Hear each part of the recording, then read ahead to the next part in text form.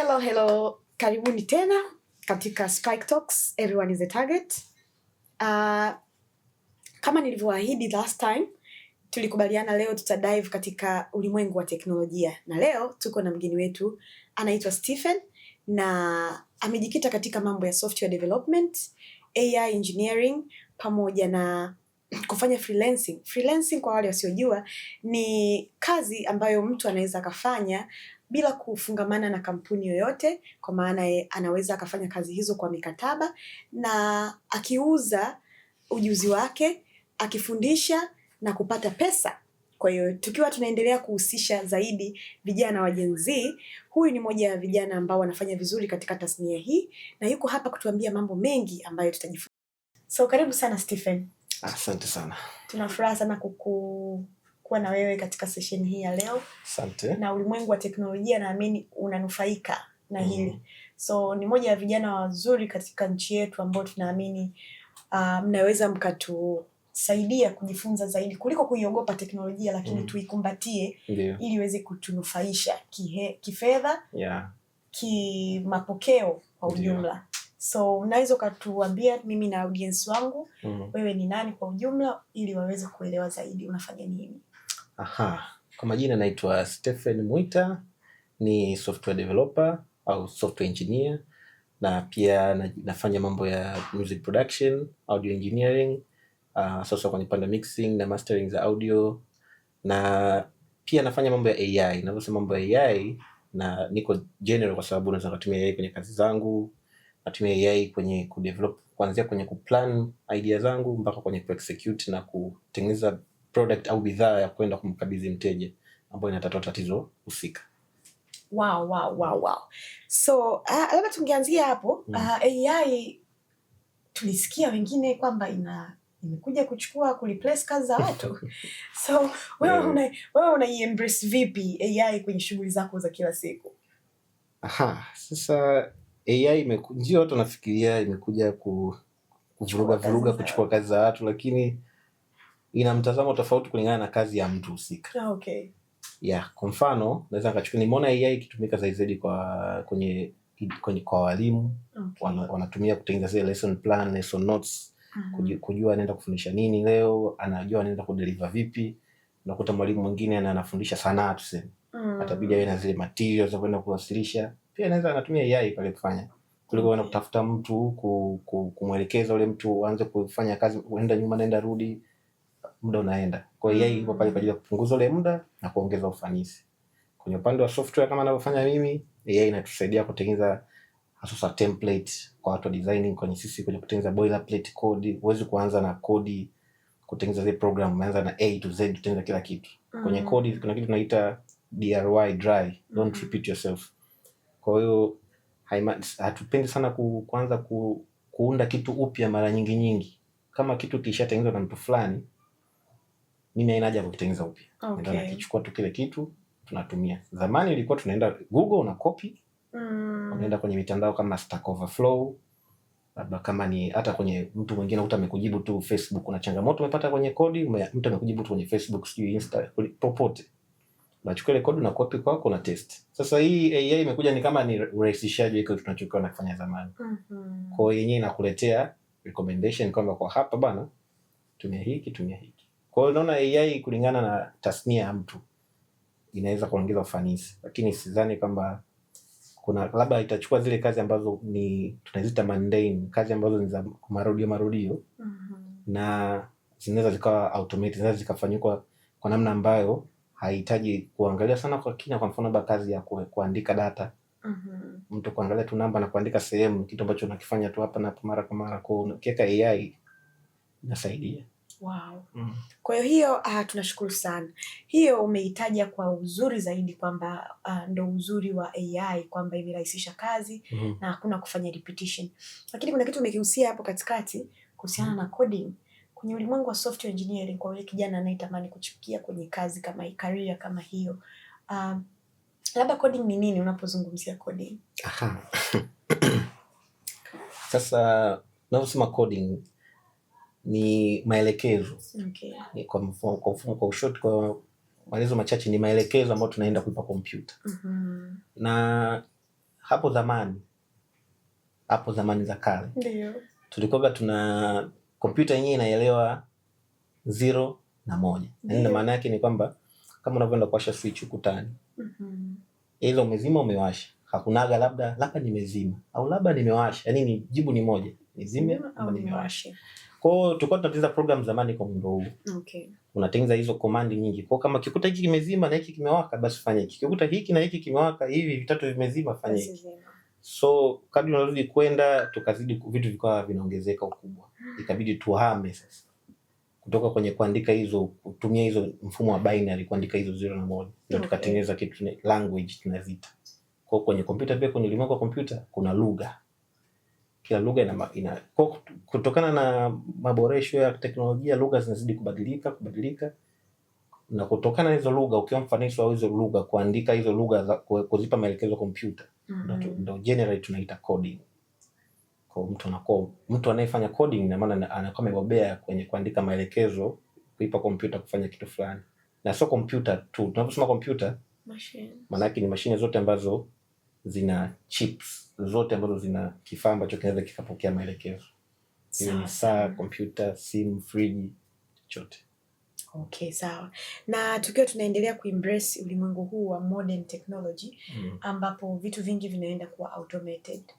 Unadhani tuna mchango, yani tuna nafasi kubwa kiasi gani kwenye kuandaa hawa watoto wetu, I mean the new upcoming generation kuweza kuiembrace na kuipokea AI? Unafikiri kama taifa ni wapi ambapo bado tunalega na nini tufanye? Ni kweli, na changamoto kubwa ambayo tunapitia sasa hivi ni kwenye elimu na utandawazi, tuseme ile watu kuweza kujua kama hiki kitu kipo na kinakuja kwa kasi. Okay. Na nikutolee mfano. Zamani kulikuwa kuna watu wanatembea kwa njia ya farasi. Wanapanda farasi wanaenda. Kulikuwa kuna ajira nyingi hapa zimezunguka hiyo tasnia. Kulikuwa kuna watu wanaosha farasi, wanaogesha. Kuna watu walikuwa wananyoa miguu kwenye miguu ya farasi. Kuna wengine walikuwa wanauza tiketi za kwenda kuona farasi. Yalipokuja magari, hizo kazi zote na wote, sio kwamba tasnia ya farasi iliisha, ile ilibadilika. Exactly. Kwamba ilikuwa transformed sasa kutoka kutumia farasi ikawa sasa hivi kuna mechanic. Kwa hiyo aliyekuwa anaosha farasi kama aliweza kuendana na mwendo ule, na maana pia sasa hivi angekuwa mechanic kwa sababu amebadilisha, ameenda na ongezeko la teknolojia.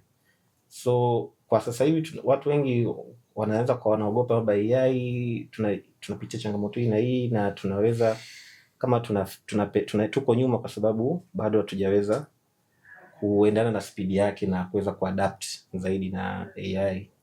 So kama mzazi, kama mtu ambaye anapenda sana kufuatilia mambo ya teknolojia, ni bora tu ujifunze hivi vitu, uanze kufuatilia zaidi kwa kina, uweze kujifunza mara kwa mara kila siku, uweze pia kujaribu kutatua matatizo kwa kutumia hiyo teknolojia iliyopo. Then kadri unazidi kwenda unajikuta unazoea na unaendelea kwenda na hiyo trend. Sawa. Umeiweka vizuri sana, tunakushukuru kwamba tuna changamoto hiyo kubwa ya kutopata elimu. Lakini mimi nikiangalia watoto wote wanaenda shule. Wanaenda shule kujifunza, wanasoma la tehama.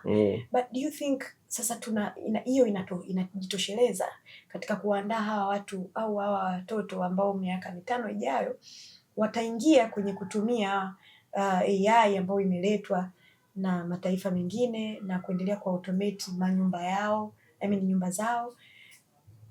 Ni wapi ambapo bado kuna gap? Natamani tuligundue hilo gap ili iwe rahisi kuendana nalo, kwamba okay, gap letu ni hili. Sawa, umesema kuhusu elimu, lakini naamini bado iko katika bado kuna kama giza fulani ambalo limezunguka katika hiyo. Elimu ya namna gani ili tuweze kuijua AI?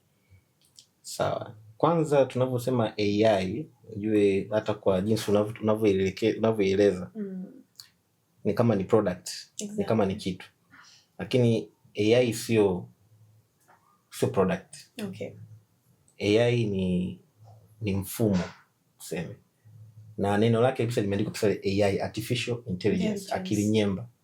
Na ili kitu akili ni nini? Yani ni kitu chochote ambacho kinaweza kikaonesha uasilia wa akili ya utatuzi. Tunaweza tukasema ni AI. Kwa hata hizi systems za AI kwa sasa hivi wamezibadilisha kutoka kwenye mifumo ambayo ilikuwa zamani hata tujui kama ipo. Lakini ilikuwepo zamani. Lakini imeleta sasa hivi kwamba wameizungushia sasa, kuna product, kuna bidhaa. Ndio maana sasa hivi zinajulikana kwa kama ChatGPT imekuja, cloud kama AI tools. Tools, lakini sio kama ni AI imeanza kuja hapa. AI ilikuwepo ila zimewekwa kwenye package. Sasa hivi ni product, na product inajulikana zaidi kuliko vitu vingine. So tunapopelea sisi ni kwenye ukiachana na hiyo swala la elimu, lakini pia hata mtazamo. Mtazamo pia ni issue, kwa sababu mimi nakumbuka nilivyokuwa nasoma tulikuwa tunafundishwa zile foundations za kufanya kutengeneza programs, kujifunza vitu na kutengeneza vitu kwa vitendo. Imenisaidia ndio, lakini ilivyokuja hii AI ndio sikutaka nibishane nayo. Na hata mara kwanza wakati ninapotoka, nakumbuka nilikuwa natumia AI kwenye kazi zangu, kwenye kazi za darasani na nini. Kipindi hiko kuna mvutano sana na ma lecture. Ukisubmit kazi ukionekana umetumia AI, shida kubwa. Hapo ndio ugomvi wa wanafunzi wengi ambao upo sasa hivi. Na hizo complaints zinatufikia sana. Lakini sasa angalia sasa hivi, kila unazidi kwenda, yani kwa mfano vyuo vingi sasa hivi wameanza kuadapt kwamba wanakubali sasa tumia AI lakini usitumie kama ndo nyenzo pekee, itumie kama tool. Kwa na wenyewe ni mtazamo, walibadilisha mtazamo kama kutumia. Kwa kama mimi tuseme ni mzazi, naweza nikamwambia mwanangu labda anataka kufanya homework, siwezi kumwambia atumie AI kumpa majibu. Kwa nitamwambia bwana, AI zile zimetengenezwa pia zina model za kufundisha mtu. Kwa zinaweza zikatafuta namna za kuna hizi kama voice mode, unakuta unaongea na AI kama unaongea na mtu, kwa hiyo inaweza kumfundisha yule mtoto kama yuko na mwalimu.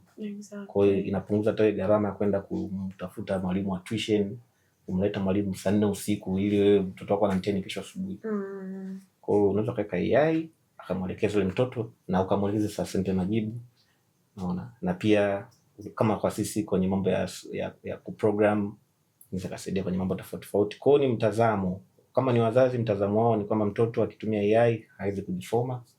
Mtazamo wa maofisini ni kwamba mtu akitumia AI anakuwa tunamlipa bure mshahara, kazi afanyi, anatumia AI, kwa kwani tusilipe AI?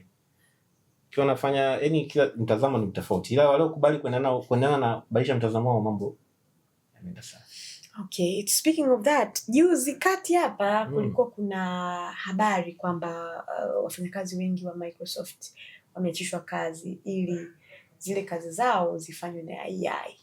Then baada ya muda kidogo ikaonekana wale watu wamerudishwa tena kwenye ajira kwa sababu AI is too expensive. Kwa hiyo unahisi kama taifa tunaweza kuafford? Swali lako ni nzuri. Ni kwamba iko hivi, siku zote unavyojaribu kuleta mabadiliko kwenye jambo lolote lazima kuwe kuna mvutano. Kweli. Ndio maana kutolea mfano wa mafarasi na nini. Sio kwamba tu watu walikuja na magari siku ya kwanza watu wakasema safi paki hapo. Ilianzaga kulikuwa kuna mvutano hivyo, watu wanabishana, wakaanza kusema mbona sasa tunakuwa tuna mafuta bei. Unaona? Kwa mvutano ulikuwepo. Na hata hii AI inapokuja pia na mvutano wake. Watu ambao kwa ofisini wengine hawataki kabisa kutumia. Anaona kabisa hii mbona anafanya vizuri kuliko hata mimi, hataki kutumia. Kwa upande kwa mtazamo wa kampuni, anaweza kaona kweli huyu kama hataki kuendana na vision yetu na mtazamo wetu, basi hatuwezi kwenda naye kuendelea mbele. Lakini sasa kwenye upande mtazamo wa pili, pia kwenye upande wa gharama, kama AI inaweza kufanya jambo fulani Afrika ikapunguza gharama kidogo kwenye kulipa wafanyakazi. Lakini kwa sasa hivi kwenye AI, sasa hivi tuko kwenye vizuri sana kwenye upande wa mifumo, lakini kwenye hardware, kwenye rasilimali zenyewe bado tunapata changamoto. Zile AI system za kurun zile vitu vinatumia sana umeme mwingi, vinatumia maji mengi kwenye kuzipumzisha. Kwa hiyo matumizi yako wewe kama wewe kulingana na matumizi unahusika. Ukifanya kwa lisali moja, gharama ukikompea na wewe enda kumpa mfanyakazi kidogo, unaweza kuona kama hii ni kubwa. Na mwisho siku mtu anaweza kaona kama hii gharama haiendani na kilichopo, lakini pia kumbuka ile ni system za artificial intelligence, zimetrainiwa, zimepewa, zimefundishwa. Na kwa mfano AI imepewa data za kufundishwa kutoka mwaka 2018 mpaka 2022. Huwezi kueleza kitu nje ya huo muda. So kama kampuni ambayo let's say imebadilisha mtazamo, kama kampuni ilikuwa inafanya mambo ya kutengeneza pembejeo tuseme, solutions za pembejeo, ikatumia AI, baadaye ikabadilisha fanyakazi. Kwa ni vigumu sana huu mtazamo unaenda kubadilikia, kwenye business model inaenda kubadilikia, itabidi at least kama unatumia AI iendane na training data ambayo imepewa AI, imejifunzia kwa muda huo. Kwa ukiwa na watu ni rahisi ku transition ya kuliko rahisi kuongezea tu ufanisi badala ya kubadilisha kabisa.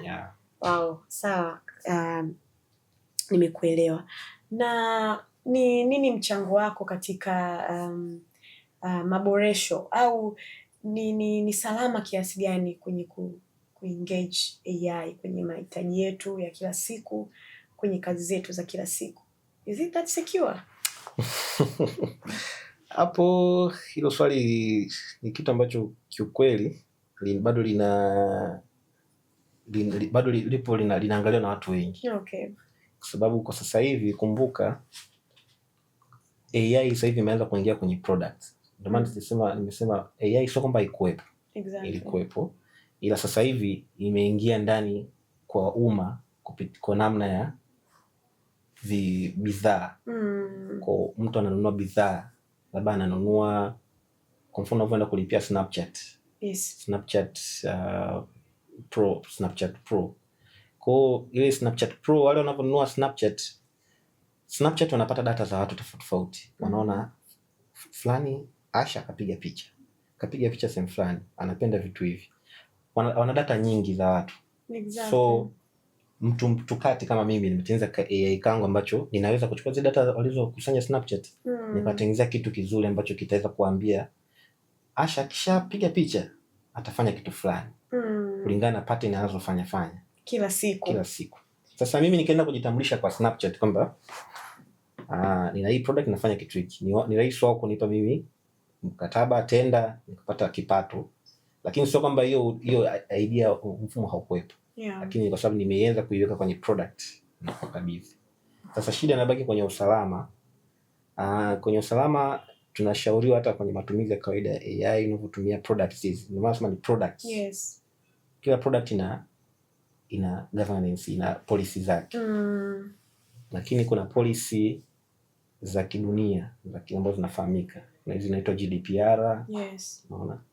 Zile zimewekwa labda zielezee kwamba ukiwa unadili na taarifa za watu za miamala, sijui kuna haki za kusaulika, kama mtu akitaka kufuta profile yake asijulikane kabisa, unamruhusu na nini. Kwa hiyo inashauriwa kama unataka kutumia AI basi utumie kwa wale watu wanaotengeneza hizo bidhaa, wenye reputation nzuri, wenye sifa nzuri, sababu wao wana uwezekano zaidi wakawa wanafuata zile sheria kwa makini zaidi kuliko ukienda unali tu umeona ni AI ukahisi tu ni salama, ukatokea mtu mabibu hapa ametengeneza application wewe umeenda umechukua, inakutangaza hadi kutoka kwenye bango. Kwa sio, naweza ngasema ni mtu pia hata matumizi unaweza kutumia hizo AI kubwa, lakini kushare vitu ambavyo ni vya siri si sahihi, kama taarifa za kampuni, labda document za kampuni za mauzo, si kutuma password, sio vitu ambavyo vinashauriwa kufanya. So Stephen, akili mnembe unaona kwa mapokeo yake, unaona imekufanya umekuwa more creative ama umekuwa mzembe kwenye shughuli zako za kila siku? Kwa mimi binafsi naona imenifanya niwe productive, niwe nafanya ufanisi zaidi kwenye kitu ninachokifanya. Okay. Ingawa kwa mtu kawaida, mtu mwingine anaweza akapotea, kwa sababu kwa sasa hivi tunazidi kwenda, zinazidi kuwa na uwezo mwingi zaidi. Kwa kama ulikuwa unafanya kipengele kikubwa cha kazi kinazidi kupunguzwa na AI. Okay. AI inazidi kutumia. Kwa hiyo usipojishiriki katika kazi anayofanya AI na wewe ukawa pamoja nayo, au jinsi ya kuitumia vizuri ukaiachia tu ifanye kila kitu, basi hata kwenye kitu ambacho unakitoa ni rahisi sana kuweza kutolewa na mtu mwingine vile vile. Kwa kuna ufanani wa kazi. Kwa unakuta kama kuna wengine wanatengeneza design za logo na nini, kwa kama kila mtu anatumia kila kitu kile anamuuliza AI, anapewa afanye chochote, anakichukua kama kilivyo anakiweka, na mimi nafanya vile vile na kipata. So mimi naona kwa binafsi mimi imenisaidia kuongeza ufanisi, na najitahidi zaidi kujiweka katika process zima AI inavyofanya, nikague imefikia wapi, imefanya nini, na kitu ambacho kinatoka baada ya mimi kuridhia na yale kinachotoka, kama kiko sawa na mimi naingiza nguvu yangu, hivyo tunakuwa kama msaidizi. Yeah. Na umemwinclude AI kama partner na sio mshindani. Wow. Yes. That is very well explained. So tuna kipengele chetu kingine katika kipindi chetu kinaitwa Icebreak. So takusimulia story and then we'll talk more about that. Kuna kampuni moja ya kusafirisha mizigo huko nchini Canada, ilikuwa na chatbot ya kusaidia wateja. So mteja mmoja mzinguaji akawa anaichokonoa kwa maswali magumu hadi hiyo AI ikachanganyikiwa. So badala ya kusaidia kufuatilia mzigo, AI ikaanza kuandika mashairi na kuiponda kampuni yake yenyewe. Na ikajiita mimi ni chatbot isiyo na faida yoyote. So swali langu ni kwamba how do we avoid mental laziness kwenye mashine, na tunawezaje kusolve complex problems kwa muda mchache? Sasa hapo ndo naingia kwenye lile swala kwamba hizi AI zinapotengenezwa ni kwamba kama nilivyoeleza mwanzo, AI ni mfumo, sio product. Exactly. Sasa hivi watu wanapewa product ndo wameanza kuzijua AI. Kwa mtu kimwambia AI anafikiria tu ChatGPT, sio kitu gani, lakini AI ni mfumo. Sasa product ambazo sisi tunazitumia za AI ni za general public tunaziita, ambazo zinatolewa kwa watu tofauti, kila mtu atumie. Na kwa kueleza kidogo kwa ndani, modeli za kwanza za AI zilikuwa tu ukiuliza yenyewe inakusikiliza afu inatoa jibu, inavaa usika wowote. Baadaye wakaweka inaita MOE, model of experts, kwamba ni AI lakini ndani ina ma expert tofauti, na expert wa language, na expert wa kodi, na expert wa hisabati. Kwa utavyoiuliza swali inaenda kuchukua mtu husika. Sasa zile AI zinazotolewa sisi ni kwa ajili ya general use, mwalimu, mwanafunzi yote anaweza kutumia, na wamewekea limitations kwamba baba matusi hapana, vitu ambavyo sivyo vya kimandhari mabaya hapana.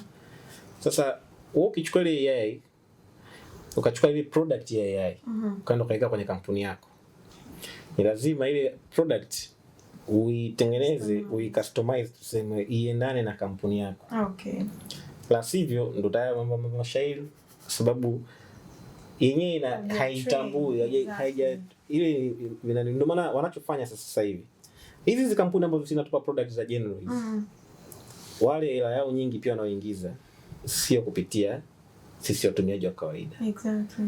Wale wakishatumia sisi watumiaji wa kawaida, tukisema hii iko fresh, inaonesha kwa wafanyabiashara kwamba watu wengi wanaikubali. Kwa hiyo wale wa kampuni wanaenda kuifuata ile kampuni ya AI. Okay. Bwana, sisi tunaona product yako utani tunaikubali. Kwa hiyo tunaomba tutengenezee au AI yako iendane na matako haya. Na iendane kwa biashara yetu kwa namna hii. Sasa ukiona AI inafanya hivyo, basi kuna mawili. Either kampuni hiyo imejaribu kuepuka gharama na kwenda kwenye hiyo kampuni husika mwenye hiyo product ya AI watengenezewe ya kwao, au mfumo wao wa ndani, timu yao ya ndani imeshindwa kuweza kuitumia AI vizuri. Kwa changamoto ndio inakuwa kama hivyo. AI inazidi inafanya tu ambavyo hata ndani na ilichoelekezwa. Okay. Kwa hiyo hapo niambia tena zaidi na kazia kwamba binadamu bado anahitajika sana. Yeah. Okay. So our ice break number 2 ilikuwa inasema kuna kesi nyingine maarufu sana ambayo abiria alimuuliza chatbot wa shirika la ndege la huko nchi fulani kuhusu punguzo la bei la msiba. AI ikatunga sheria yake mpya papo hapo, ikamwambia nenda kanipe tiketi, utadai change baada ya safari. Wafanyakazi binadamu walipokataa kumlipa, jamaa alienda mahakamani na jaji akasema kampuni lazima ilipe kwa sababu AI yao ndio iliyoahidi italipa hiyo compensation. So kuna surprise issues hapo. Kwa katika hali kama hii inayoleta uoga kwa wafanyabiashara, AI inafanya software ziwe cheap ama ziwe more reliable kwa wateja? Hilo swali pia nzuri, lakini au inaleta vurugu kwenye biashara za watu? Hamna, sio kama inaleta vurugu, ila ni utumiaji kwa sababu AI zinatumika kwenye tofauti kama nilivyosema. Yeah. Na kuna wengine kampuni binafsi kabisa wao wanatengeneza product ambayo itasaidia, labda wanatengeneza product ya afya. Tuchukue mfano, labda kuna kutengeneza kugundua kansa. Sasa hivi wanataka kurahisisha mtu, daktari asianze kufanya vipimo vingi kujua kansa, kiweka tu kwenye picha kwenye AI inajua kwamba kansa ipo haipo. Sasa wewe mpaka unaikubali hiyo product itumike kwa umma, ni lazima kwanza internally wewe mwenyewe kwenye kampuni yako au biashara yako ithibitishwe na kampuni nzima kwamba inafanya inachokitaka, inachotakiwa na imetestiwa vizuri. Pia kuna swala la compliance. Lazima ithibitishwe na vyombo vya dola husika, sio usalama. Vithibitishe kwamba hiki kweli chenyewe. Sababu kama tuseme tuchukue ni mgonjwa na shida ya kiafya, alafu umetumia AI imetoa majibu ambayo sio, mteja ameingia kwenye dawa, ameanza kupewa dawa ambazo sizo, itaonekana kama lakini kudai fidia kweli, unakuta AI yako ndio imemwambia na nyinyi simethibitisha itumike. Sasa kwa hiyo scenario kama ya kampuni hapo inakosa kwa sababu imetoa bidhaa bila kutesti kwa kina kwamba hii product ambayo tunaenda kuitoa ina perform vipi mbele ya watu na kwa matukio haya inakuwaje. Kwa hapo unakuta watu wengi wanavuka ile sehemu ya kumhusisha mwanadamu aweze kuitesti kwa kina, sababu mwanadamu anajua tunataka kwenye software tunataka edge cases. Unapima kwenye tofauti. Je, mteja akija akiamika kwa hili, akija kwa hili, ukiona kitu ambacho kinashindikana kuforce, basi unalazimisha kwenye AI yako, kwenye system yako na nini. Kama kwa hapo ni issue kubwa inakuwa kwenye upande wa kushindwa kampuni kama biashara au mtu binafsi anataka kutumia AI kuweza kutumia application yake kwa hiyo system AI husika kwenye iendane na matakwa ya serikali. Na hilo jambo tunajiona sio kwa watumiaji pia, hata kwenye wanaotengeneza AI wenyewe. Juzi hapa tu, hata wiki haijaisha, walitoa AI inaitwa Mythos. Imetoka hiyo Mythos, imekaa sijui ni siku 2 siku 3 ikafungiwa, ikaonekana inaweza kutumika vibaya, wakakaa tena ndani, wametaa ndani tena wakatengeneza model ya chini yake, AI ya chini yake ambayo inafanana na ile imeongezewa imewekewa ulinzi. Imetola siku 3 watu washaidukua. Wamewekea tena, wameizuia kuzuia tena, wamerudisha tena, sasa hivi ndio wamerudisha tena jana. Kwa sababu gani? Kwa sababu inaonekana serikali inaipiga vita kwamba hawa wanakuwa hawajaitest kwa makini. Kwa hiyo hatuwezi kuruhusu bidhaa kama hiyo. Na nyie kweli mnakuwa liable na hiyo kitu kwamba kweli mmezingua. Sawa, ni dakika kadhaa ambazo zimeweza kufanya tumeburudika. Na wewe unapenda nini nje ya career? Nje ya career napenda kufanya production ya muziki, lakini pia hata kutengeneza software applications hizi kwa ajili ya biashara tofauti. Sawa. Katika production ya music wewe unaimba? Hapana. Labda ni mwimba mashairi. Hapana, mimi sio mwimbaji kabisa. Mimi nafanya kwenye upande wa production, kuanzia kutengeneza composition ya muziki, kukana kama ni msanii husika, kufanya session yake, kumix na kurekodi nyimbo yake na kufanya mixing, mastering, then nampa kazi yake. Wow, that's very nice. Sawa, katika kuendelea engage AI katika maisha yetu ya kila siku, ninashukuru. Nadhani tutaendelea kukualika zaidi na zaidi ili kuweza kujifunza, na maneno machache kwa ajili ya vijana ambao hawajui umuhimu wa software, na kama nchi tunatakiwa tufanye nini ili vijana wengi wavutike katika uwanda huu wa AI. Hapo kuna mengi. Ili waje waelimike. Tunatakiwa tuwe na nini? Maana naamini mpaka sasa hivi hatuna vitabu vinavyofundisha kuhusu AI apart from the online documents and all that. Lakini pia hiyo inspirations tunaipeleka vipi vijijini na kwenye mashule yetu ili kuweza kujenga zaidi taifa ambalo linapenda teknolojia ili tuende sambamba badala ya kutegemea imported AI. Sasa hapo hilo swali lako lina mambo mengi, lakini kiukweli ili teknolojia iende na watu waweze kupata faida na kujifunza zaidi kuhusu mambo ya teknolojia, inabidi cha kwanza kuwe kuna shinikizo kutoka ndani, na pia kumbuka hata internet, mtu ukimwambia internet ni nini? Internet ni kompyuta tu nyingi duniani zinapelekeana tu information, taarifa. Kwa hiyo unapoingia Facebook sio kwamba eti kuna ulimwengu huko, kuna vitu hamna. Wewe unaenda tu kwenye kompyuta nyingine unaomba taarifa fulani. Na nasikia mara nyingi watu wanahusianisha na taarifa za uongo, utasikia hiyo simu haina Facebook. Kwa hiyo hata internet yenyewe ni sharing, yani ni kushare vitu. Naomba hiki nikupe hiki, naomba TikTok, naomba nini TikTok, unakwambia basi naomba jina lako, yani mnatofautiana. Sasa ina maana sisi tuweze kuji-include kwenye teknolojia, inabidi na sisi tu share. Sasa sisi kwetu tunakuta hatutengenezi bidhaa. Exactly.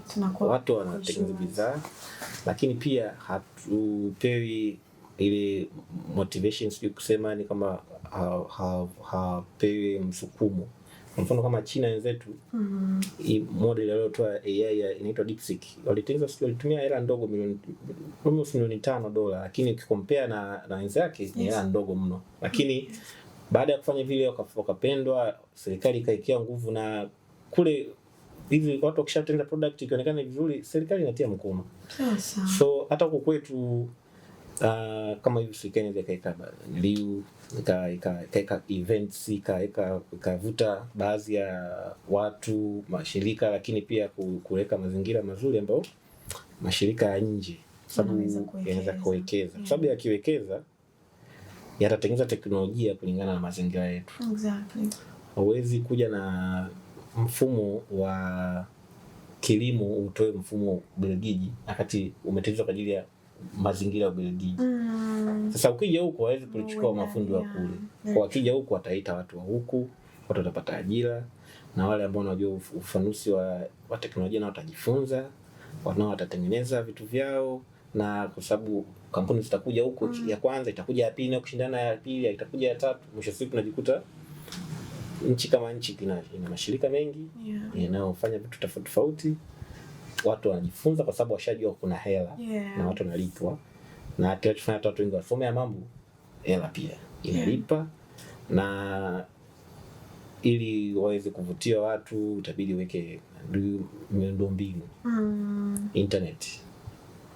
Watu waweze kujifunzia kwenye ubao. Kweli. Hadi kwa bahati mbaya tupo huko kwa asilimia kadhaa. Kwa hiyo kumfundisha mtu kompyuta kwenye ubao, lazima uwe na kompyuta. Pia probably zikiwekwa kwa chip, inaweza ikavuta watu zaidi kwa wanataka kujifunza. Na makampuni mengi yanafanya hivyo, na fly sana maana makampuni mengi yanafanya hivyo, kama Yas wanatambaza makompyuta kwenye mashule na nini. Kwa hata makampuni mengine wanazidi kuwekeza, yote ni kupunguza, inaitwa digital divide. Yes. Kwamba utofauti wa watu wasionacho na waliokuwa nacho uwe mdogo. Kwamba watu wenye kompyuta na wenye access ya internet izidi kushuka. Na watu wengi wakiwa na internet watakuwa na utandawazi utaongezeka, elimu itaongezeka. Hata tunavyoongea hapa watu wanaangalia kama ni kwenye TikTok kwenye nini watajifunza. Amina. I say ninazidi kupata maswali mengi ya kunivuta niendelee kumdodosa software engineer huyu, lakini naamini mpaka wakati mwingine. Mimi niseme asante sana kwa muda wako. Asante. Na tutakutana tena katika episode nyingine tukizungumzia mambo mbalimbali yanayohusu sisi Gen Z, yanayohusu taifa kwa ujumla, na nashukuru kwa kuwa umetenga muda wako kama mtazamaji. Unaweza kusambaza ujumbe huu kupitia social media platforms. Spike Talks, everyone is a target. Ciao, see you next time.